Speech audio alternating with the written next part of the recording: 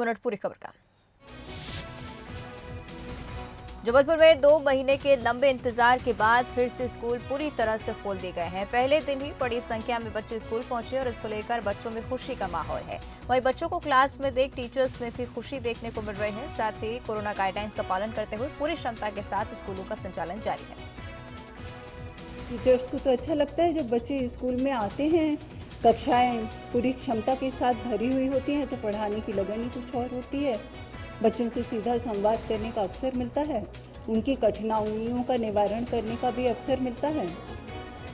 बच्चे भी हंसी खुशी स्कूल में आकर अपनी पढ़ने की क्षमता को एनहांस करते हैं, बढ़ाते हैं।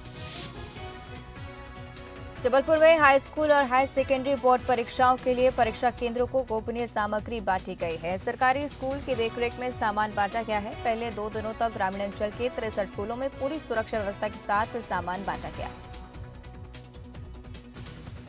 आज और कल गोपनीय सामग्री का डिस्ट्रीब्यूशन हो रहा है परीक्षा केंद्राध्यक्षों को। वो यहाँ से जाके और थाने में रखाएंगे और उसके बाद केंद्राध्यक्ष परीक्षा केंद्रों पर व्यवस्था करेंगे परीक्षाओं की और परीक्षा चालू हो जाएगी 17 तारीख। ऑफलाइन परीक्षाएं इस बार हो रही हैं, ऑफलाइन चुनौतियां भी हैं। ऑफलाइन एग्जाम है। चुनौती तो क्या, ऑफलाइन परीक्षाएं होती नहीं हैं तो सभी परीक्षा केंद्राध्यक्ष और विद्यार्थी सभी जानते हैं। कोविड के लिए थर्मल स्कैनर और सैनिटाइजेशन की व्यवस्था है सभी केंद्रों पर और इस तरीके के निर्देश दिए गए हैं कि मतलब एक साथ एक जगह पर ज़्यादा बच्चे इकट्ठे ना हों और उनको विधिवत परीक्षा शांतिपूर्ण देने के लिए आशा प्रदान। कुरई के गढ़ौला जागीर स्कूल को सीएम राइस स्कूल की सौगात मिली है। सीएम राइस योजना के तहत इन स्कूलों को सर्व सुविधा युक्त बनाया गया है। 38 करोड़ रुपए की लागत से बने स्कूल में बच्चों को सभी सुविधाएं और बेहतर शिक्षा दी जाएगी। आसपास के गांव से बच्चों को लिए आने जाने के लिए निःशुल्क बस भी चलाई जाएगी जिससे बच्चों को स्कूल पहुंचने में परेशानी न हो। नेपानगर एसडीएम ज्योति शर्मा ने एसडीएम कार्यालय में बैठक ली जिसमें एसडीओपी, तहसीलदार सहित नेपा लिमिटेड के अधिकारी मौजूद रहे और शहर में अतिक्रमण पर सख्ती से रोक लगाने और पुराने कब्जे हटाने के निर्देश दिए गए। इसके साथ ही नेपा मिल में काम करने वाले 17 कर्मचारियों को शो कॉज नोटिस जारी किया गया है जिन पर बैंक का करीब 80 लाख रुपए से अधिक बकाया है। के संबंध में कौन सी डिफाल्टर लोन से डिफाल्टर है उनकी वसूली के संबंध में ऐसे करीब 29 लोग हैं। कितना उनका भुगतान होगा? 1 करोड़ 57 लाख। एसडी मैडम ने नोटिस वगैरह के दिए और नेपा बिल वाले वर्करों को भी बोला। कवर्धा के डोंगरिया गांव में माघी पूर्णिमा पर स्वयंभू जलेश्वर महादेव में मेले का आयोजन किया जाता रहा है लेकिन कोरोना संक्रमण के कारण पिछले 2 सालों से मेले का आयोजन नहीं हो रहा था। इस साल मेला लगने की उम्मीद थी लेकिन प्रशासन ने मेले की अनुमति नहीं दी है और ऐसे में अब क्षेत्र के लोग मेले के आयोजन को लेकर कलेक्टर कार्यालय पहुंचे और मेला लगवाने की मांग कर रहे हैं। जिले के लाखों श्रद्धालुओं का श्रद्धा का केंद्र जो कि जलेश्वर महादेव घाट डोंगरिया है, जहां प्रतिवर्ष पुन्नी के दिन मेला आयोजित होता है। विगत 2 वर्षों से कोरोना के कारण मेला नहीं हो पाया था परंतु इस वर्ष सभी परिस्थितियां सामान्य हैं। जिले में सभी धार्मिक राजनीतिक आयोजन हो रहे हैं परंतु दुर्भाग्य की बात है कि हमारे डोंगरिया महादेव घाट में मेला आयोजन के लिए परमिशन प्रशासन के द्वारा नहीं दिया जा रहा है जिसके लिए हम युवा साथी सभी कलेक्टर महोदय से निवेदन करने आए हैं कि डोंगरिया मेला के लिए भी अनुमति दिया जाए। उज्जैन में महाकालेश्वर मंदिर में शिव नवरात्रि महोत्सव मनाया जाएगा। 21 फरवरी से शिव नवरात्रि महोत्सव शुरू होगा। पापा महाकाल दूल्हा बनेंगे और 9 दिनों तक अलग अलग रूपों में उनका श्रृंगार होगा। मंदिर के पुजारी का कहना है कि शिव नवरात्रि में सुबह 8 बजे भगवान चंद्रमौलेश्वर की पूजा होगी और इसके बाद कोटेश्वर और रामेश्वर महादेव का अभिषेक किया जाएगा। महाशिवरात्रि जो महापर्व है भगवान की योग साधना का पर्व है। इस दिन रात्रि कालन जागरण किया जाता है, भगवान की महापूजन की जाती है। इसलिए शिव नवरात्रि भारतवर्ष के अंदर अवंतिका नगरी के अलावा कहीं पे भी नहीं बनाई जाती है क्योंकि कालों का काल महाकाल है, मणिपुर चक्र पे विराजमान है, जस्त पिंडे तत् ब्रह्मांड है। इसलिए यह एक ऐसा स्थान है जहाँ पे शिव नवरात्रि महोत्सव संपूर्ण शास्त्रोक्त विधि विधान के साथ प्रातः काल से लगाकर सायंकाल तक बनाया जाता है। भगवान निराकार से साकार रूप धारण करते हैं, नित्य नए भगवान के श्रृंगार किए जाते हैं, भगवान के अलग अलग स्वरूपों के अंदर भक्त लोगों को दर्शन देते हैं। बड़वा के टोकसर गांव में ग्रामीणों ने नर्मदा परिक्रमा वासियों का जोरदार स्वागत किया। महर्षि उत्तम स्वामी और परिक्रमा वासियों का काफिला देर रात गांव पहुंचा था। महर्षि उत्तम स्वामी नर्मदा को प्रदूषण से बचाने, पर्यावरण संरक्षण के उद्देश्य से नर्मदा की परिक्रमा कर रहे हैं और इस पदयात्रा में उनके साथ 182 पदयात्री शामिल हैं। बंजारा समाज के आराध्य संत सेवालाल महाराज की 283वीं जयंती पर कई कार्यक्रम आयोजित किए गए। लोखंडिया के मोती माता मंदिर पर रक्तदान और सांस्कृतिक कार्यक्रम का आयोजन हुआ, जिसमें 50 से ज्यादा बच्चों ने हिस्सा लिया और इस बीच बंजारा लोक कलाकार रीना नरेंद्र पवार ने रंगारंग प्रस्तुति दी। पर हमारे बुरहानपुर जिले के युवाओं ने रक्तदान का शिविर कार्यक्रम रखा। उसमें 65 प्लस युवाओं ने यहाँ पर रक्तदान किया। उसके साथ ही हमने 10वीं एवं 12वीं के जो छात्र हैं, जिन्होंने 80% से ऊपर अंक प्राप्त कर हमारे समाज को गौरवान्वित किया है, उन प्रतिभावान छात्रों को हमने हमारे समस्त बंजारा समाज संघ की ओर से हमने उनको पुरस्कृत किया है और आगे भी हम ऐसे कार्यक्रम हमारे समाज के लिए करते रहेंगे। सिवनी के 2 कलाकारों का मुंबई में सम्मान हुआ है। बॉलीवुड आइकॉन अवार्ड 2022 से ऋतु पाठक और सलीम रहमान को सम्मानित किया गया है। ये दोनों सिवनी जिले के छोटे से गांव गोपालगंज में पढ़ लिख कर बड़े हुए और अब मुंबई में अपना हुनर दिखा रहे हैं। सम्मान कार्यक्रम में एसपी बाजीराव महाजन, सांसद डॉक्टर सुनील बलिराम गायकवाड और संगीतकार अनु मलिक, दीपा नारायण झा सहित कई हस्तियां शामिल रही। बालोद पुलिस ने लोगों के गुम हुए 112 मोबाइल बरामद कर लिए हैं और उनके मालिकों तक उन्हें पहुंचाया है। बालोद पुलिस लोगों की मदद के लिए शुरुआत से ही प्रयास करने में जुटी हुई है और इसके लिए एसपी सदानंद कुमार ने एक विशेष अभियान चलाकर हैदराबाद, तेलंगाना, मध्य प्रदेश, महाराष्ट्र सहित छत्तीसगढ़ के कई जिलों से 112 मोबाइल बरामद किए हैं और कई आरोपियों को भी धर दबोचा है।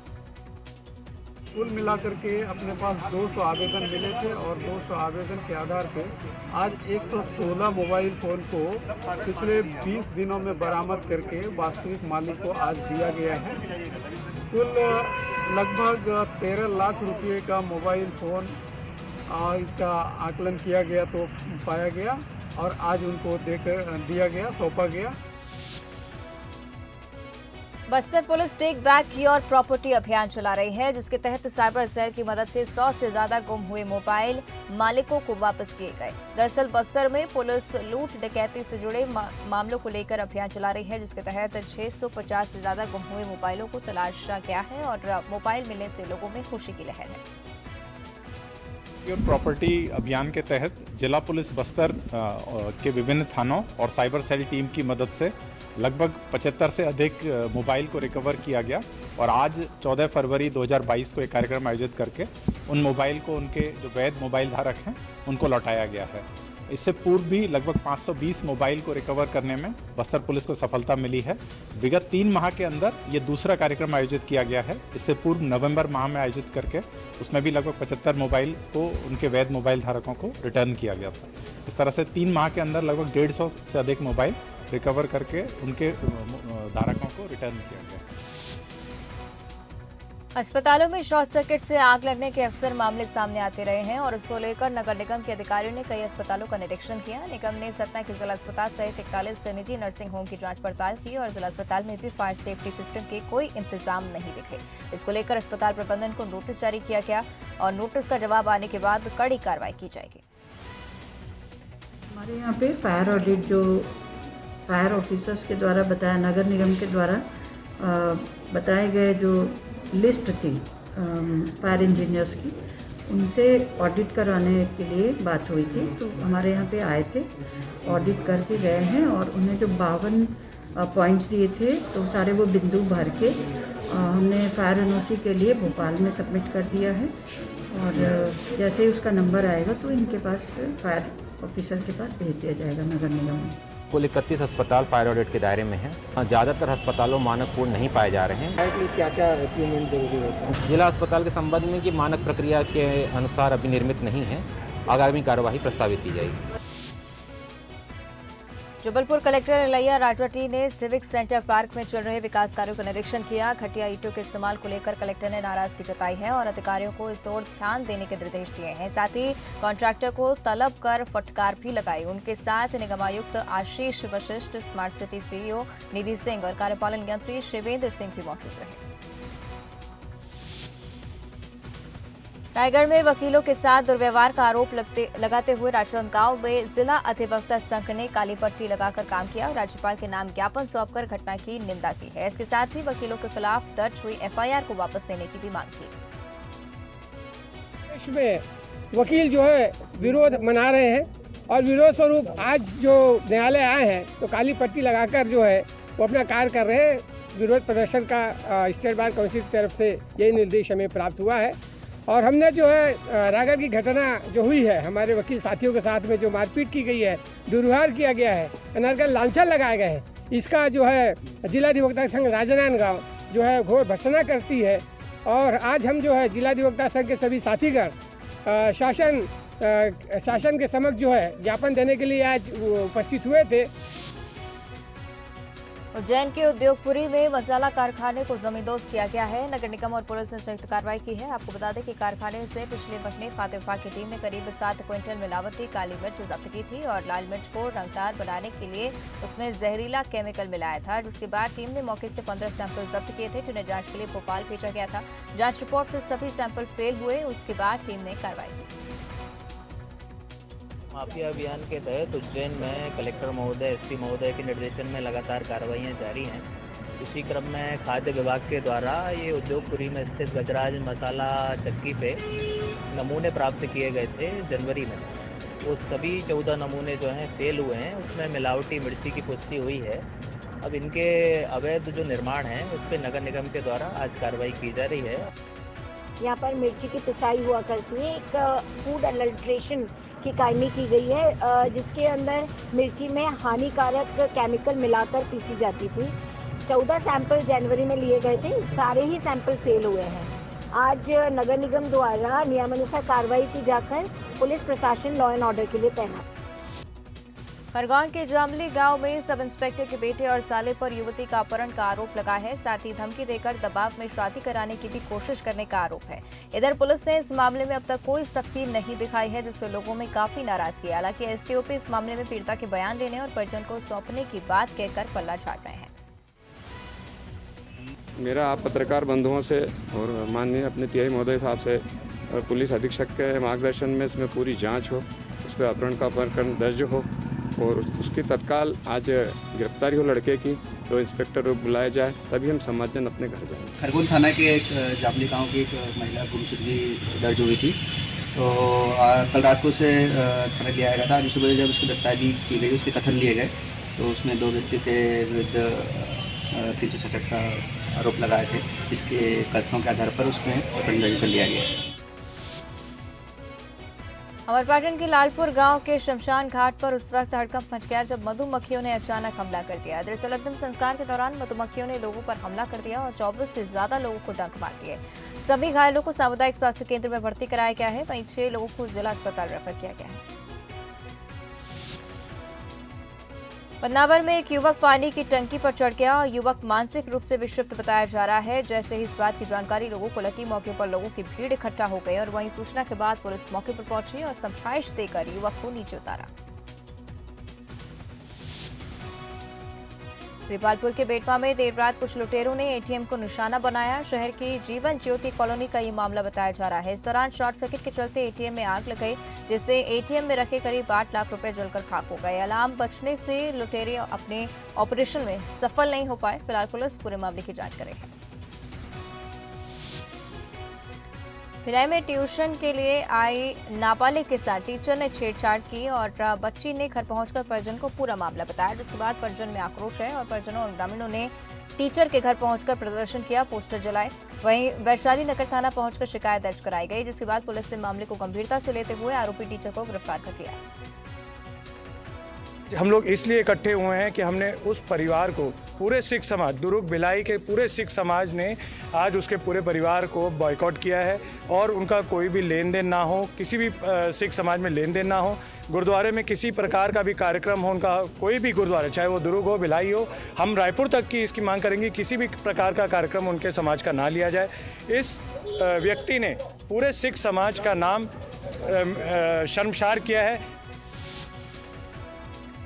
खुर्रे के मालथौन में महिला की हत्या के मामले में पति को 7 साल की सजा और 5,000 रुपए का अर्थदंड दिया गया है। मायके के पक्ष ने दहेज के लिए प्रताड़ित करने और मारपीट कर हत्या करने का आरोप लगाया था, जिसके बाद पुलिस ने मामला दर्ज कर आरोपी को कोर्ट में पेश किया। दोनों पक्षों की सुनवाई के बाद पति को दोषी साबित हुआ है और उसे 7 साल की सजा सुनाई गई है।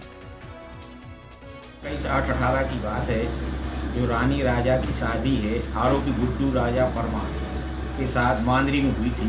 शादी के बाद से ही उसका जो पति था दहेज के लिए प्रताड़ित करता था, मारपीट करता था, क्रूरतापूर्ण व्यवहार करता था।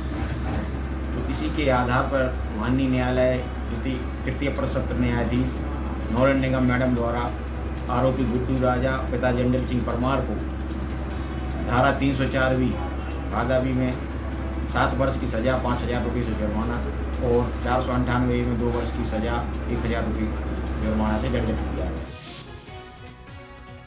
बेगमगंज के श्यामनगर में जमीनी विवाद को लेकर एक ही परिवार के लोग आपस में भिड़ गए। दोनों पक्षों में झगड़ा इतना बढ़ गया कि 2 लोग बुरी तरह से घायल हो गए। राहतगढ़ निवासी युवक अपने पिता के साथ बुआ के घर श्यामनगर गया था, जहां चांदामऊ गांव में पैतृक जमीन को लेकर विवाद हो गया, जो इतना बढ़ा कि बाप बेटे पर परिवार के लोगों ने हमला कर दिया। दोनों को इलाज के लिए सिविल अस्पताल में भर्ती कराया गया है। टीकमगढ़ में एसबीआई ब्रांच में चोरी की घटना सामने आई है। चोरों ने बैंक में चोरी की वारदात को अंजाम दिया है। एक युवक के 4,60,000 रुपए से भरा बैग चोरी किया गया और पीड़ित ने इसकी शिकायत बैंक प्रबंधन और टीकमगढ़ थाना कोतवाली में की है। शिकायत के बाद बैंक प्रबंधन और पुलिस सीसीटीवी फुटेज खंगाल रहे हैं। पूरे मामले की जांच में जुटी हुई है। मैंने कैश निकाला लगभग 3:20 पर 4,60,000 रुपये। सर मैं सर से थोड़ी काम था, मैं उस पर काउंटर पर भीड़ थी 4 नंबर कमरे में। सर मैंने बैग रखा और सर से बात करने लगा। वो सर बिजी थे। मैं रिटर्न हुआ 35 सेकंड में और वापसी आया तो मेरा बैग गायब था। मंदसौर की गरौर पुलिस ने एक बड़ी कार्रवाई की है। डकैती की योजना बनाते 7 आरोपी को धर दबोचा है। आरोपी के पास से 218 मोबाइल की बैटरी, 4 कार, 2 बाइक, हथियार और 53 लाख रुपए से ज्यादा का सामान बरामद किया गया है। दरअसल पुलिस को मुखबिर से सूचना मिली थी कि पंचशील स्कूल के पास अज्ञात हथियारबंद बदमाश घूम रहे हैं। इसके बाद पुलिस ने कार्रवाई की और आरोपी को पकड़ा। वहीं मौका पाकर 4 आरोपी भागने में कामयाब रहे, जिनकी तलाश की जा रही है।